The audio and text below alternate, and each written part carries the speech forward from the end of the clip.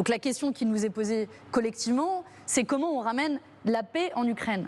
Et on ramène la paix d'abord, évidemment, en soutenant l'Ukraine financièrement, logistiquement, militairement. D'un point de vue financier, moi j'avais proposé par exemple au Parlement européen l'annulation de la dette de l'Ukraine pour qu'elle ne soit plus dépendante des marchés financiers. Donc ça, c'est le volet soutien à l'Ukraine.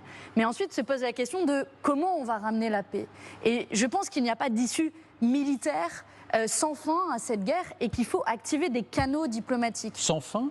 Ou il n'y a pas d'issue militaire aujourd'hui à cette guerre? Il n'y a pas d'issue militaire aujourd'hui et demain parce qu'on a face à nous une puissance nucléaire. Donc bien entendu, il faut aider, y compris militairement, l'Ukraine pour que la Russie ne gagne pas cette guerre.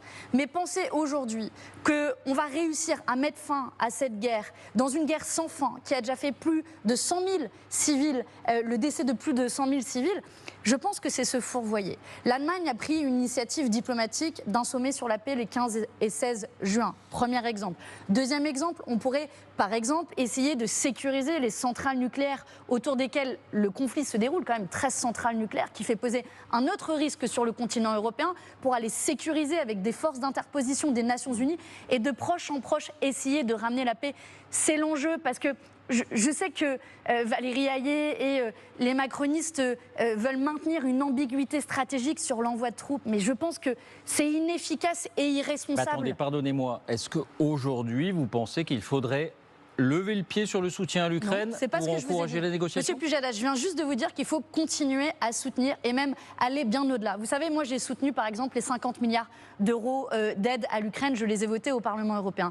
Mais je pense que la porte ouverte par Emmanuel Macron à l'envoi de troupes en Ukraine, c'est non seulement inefficace et irresponsable. C'est inefficace parce qu'il a été désavoué par l'ensemble des partenaires européens, y compris aussi par les États-Unis, mais c'est aussi irresponsable parce que ça fait peser le risque d'une guerre entre deux puissances nucléaires, ce que même pendant la guerre froide, nous avons réussi à éviter. Donc l'enjeu, c'est notre soutien à l'Ukraine et l'ouverture de canaux diplomatiques pour essayer de ramener la paix sur notre continent.